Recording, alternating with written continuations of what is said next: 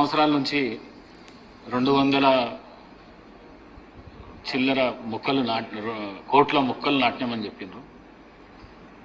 నా దృష్టికి వచ్చింది ఏంటంటే కోనా కార్పస్ అని చెప్పేసి ఒక చెట్టు ఉంది. అది దానికి నీళ్ళు అవసరం లేదు, ఏడ పెడితే ఆడ పెరుగుతుంది. అది ఆక్సిజన్ తీసుకుంటుంది, కార్బన్ డైఆక్సైడ్ వదులుతుంది. పిట్ట కూడా దాని మీద కూసోదు. అట్లాంటి చెట్లు మీరు తెలంగాణ రాష్ట్రం మొత్తం పెట్టింది. ఒకటి 1 మినిట్ నేను ప్రభుత్వానికి కూడా సూచన ఏం చేస్తున్నంటే, ఈ కోనా కార్పస్ చెట్లు ఎక్కడైతున్నాయో వాటిని అన్నిటినీ తీసేయవలసిందిగా ప్రభుత్వానికి నేను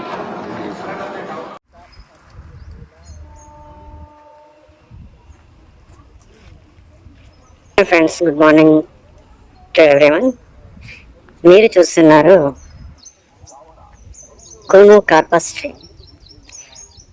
అయితే కోనో కార్పస్ ట్రీ అనేది ఇటీవల వార్తల్లో ఎందుకు వచ్చింది అంటే, ఇటీవల గౌరవనీయులైనటువంటి తెలంగాణ శాసనసభ స్పీకర్ గారు అసెంబ్లీలో ఒక అనౌన్స్మెంట్ ఇవ్వడం జరిగింది. ఏవైతే కోనో కార్పస్ ట్రీస్ ఉన్నాయో వీటిని తొలగించాలి, కోనో కార్పస్ ట్రీలను తొలగించాలి, వాటి ప్లేస్లో ఇంకా వేరే చెట్లను నాటాలి అని చెప్పేసి చెప్పడం జరిగింది. ఈ కోనో కార్పస్ ట్రీ అనేటివి సోమాలియా లాంటి దేశాలలో పెరిగేటటువంటి మొక్కలు, అంటే నీరు లేకుండా ఉప్పు నీరైనా అలాంటి ప్రదేశాల్లో పెరిగేటటువంటి ఈ మొక్కలు, వీటికి ఎలాంటి చీడ పీడలు అనేటివి ఉండదు. అంటే పురుగులు పట్టడం చేయడం అలాంటివి ఏవి చెట్లకు ఉండదు. వీటితో పాటుగా ఈ చెట్ల వల్ల మనుషులకు కానీ పక్షులకు కానీ జంతువులకు కానీ ఎలాంటి ఉపయోగం కూడా ఉండదు. ఈ చెట్ల పైన నేను చూసినటువంటి 3 ఇయర్స్లో మన కేసీఆర్ ప్రభుత్వం ఉన్నప్పుడు హరితహారంలో భాగంగా ఈ చెట్లను నాటడం జరిగింది. నా చేతుల మీద కూడా వందలాది చెట్లు కూడా నాటడం జరిగింది. అప్పటి నుంచి ఇప్పటి వరకు ఈ చెట్ల పైన ఒక పిట్టగూడు కానీ ఒక పక్షి కానీ వారడం కూడా ఇంతవరకు చూడలేము.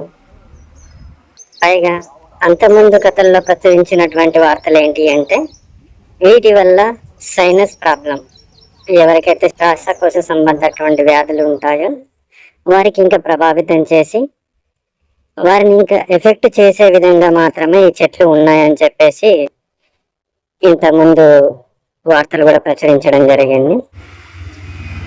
సో అటువంటి వార్తలను అనుగుణంగా గౌరవనీయులైనటువంటి తెలంగాణ శాసనసభ స్పీకర్ గారు ఈ చెట్లను తొలగించేసి వీటి స్థానంలో వేరే చెట్లను పెట్టాలని చెప్పేసి చెప్పడం జరిగింది. అంటే ఒక విధంగా ప్రజలకు హాని కలిగించే, ప్రజల ఆరోగ్యానికి హాని కలిగించేటటువంటి వాటిని తొలగిస్తూ ప్రజలకు ఉపయోగపడే వాటిని ఉంచాలి అన్న ఉద్దేశపూర్వకంగా మాట్లాడడం జరిగింది. సో ఇదే విధంగా ప్రజలకు ఎటువంటి అవసరం అనేది తెలుసుకొని వాటి ప్రకారం ఈ విధంగా చేస్తే బాగుంటుంది. ఇప్పటికైనా నిర్ణయం తీసుకున్నందుకు తెలంగాణ ప్రభుత్వానికి యావత్తు ప్రజల తరపున ధన్యవాదాలు. జై హింద్.